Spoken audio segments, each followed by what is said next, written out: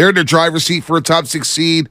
And, of course, you, Joe Shasky, who had one hell of a weekend from what it looked like. Better weekend than the Golden State Warriors, of course, who did not look good Friday night against San Antonio. And, of course, they lose last night to the Denver Nuggets. Good morning, buddy. Good morning. Good morning. Good morning. It was a interesting weekend, to say the least. Actually filled with random sports. Obviously, I was doing the golfing and whatnot. But, man, last night, they started off so well.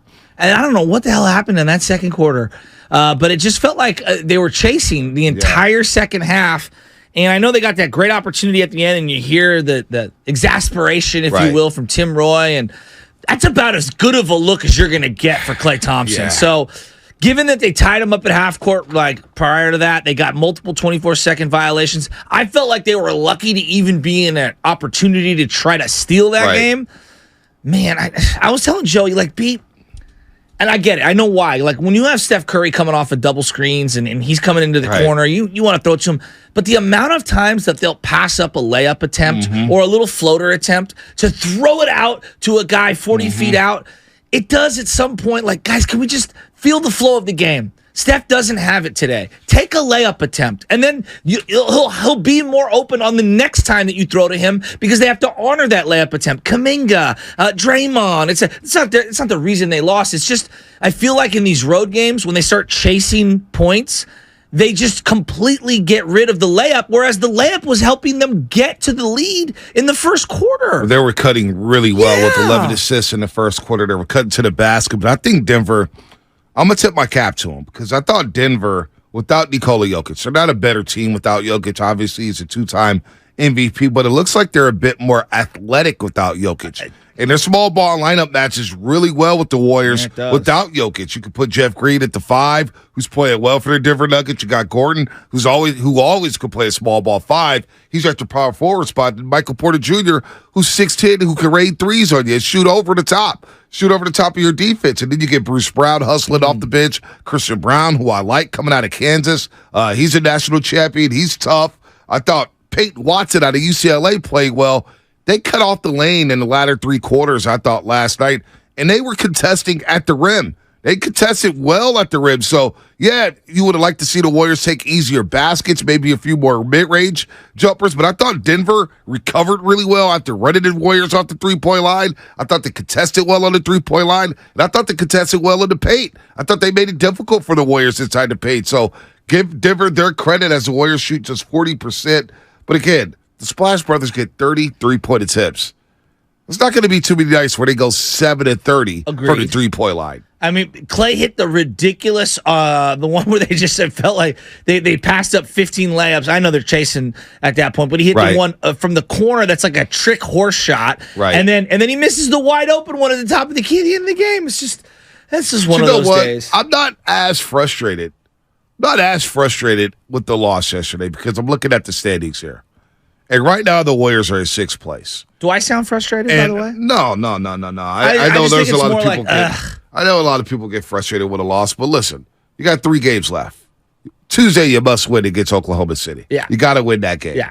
And then you go to Sacramento Friday. We'll see where things play out.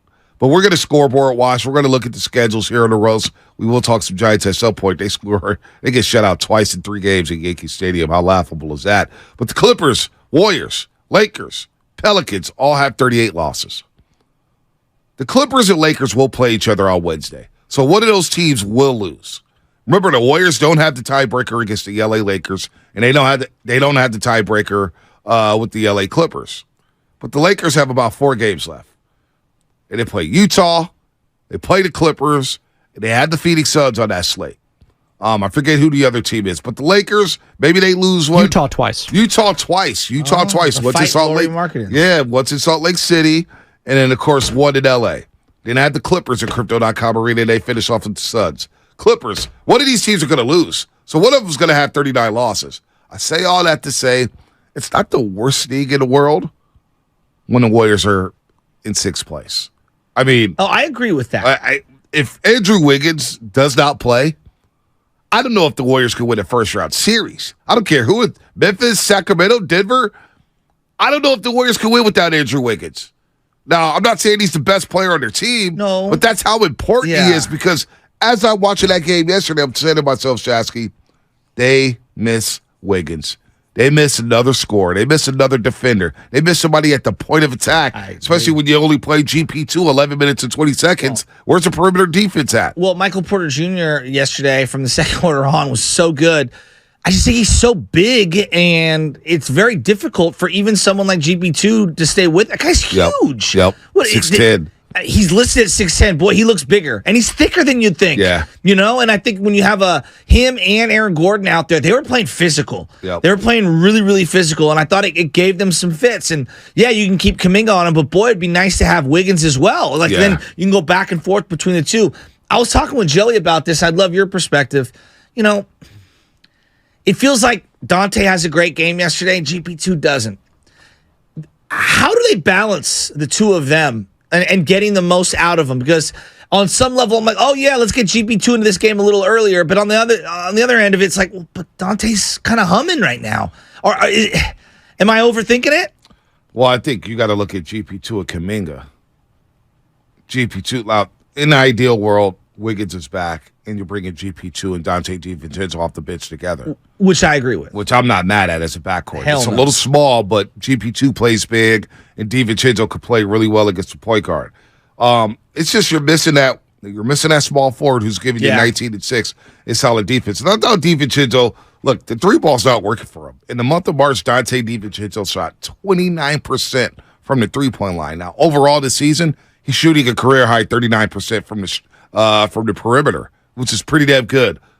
But in the month of March, folks, and he started every single game in the month of March, 29% from the three-point line. So he took his game inside yesterday. He comes up with 18 and 13. I thought for GP2, the matchup yesterday, this is a bigger, more physical team and a little more athletic. Got to remember, Gary Payton II is only 6'2". So who's he going to defend? Michael Porter Jr., he'll shoot right over the top of him. Yes. Eric Gordon, a little too physical down low for GP2. And very athletic. Yeah. Kentavious Caldwell-Pope, a physical big guard. Jamal Murray was cooking yesterday. I don't think he could stay in front of him. He did a great job knifing into the lane. I don't know why. Maybe they should have put GP2 more on Jamal Murray. I have no idea. Yeah. Maybe that's the solution. But Bruce Brown is an active guy. He's a little more physical. He's a little more taller. Yeah. Same thing with Christian Brown. So I don't know if the minutes were available for GP2. For the white guy?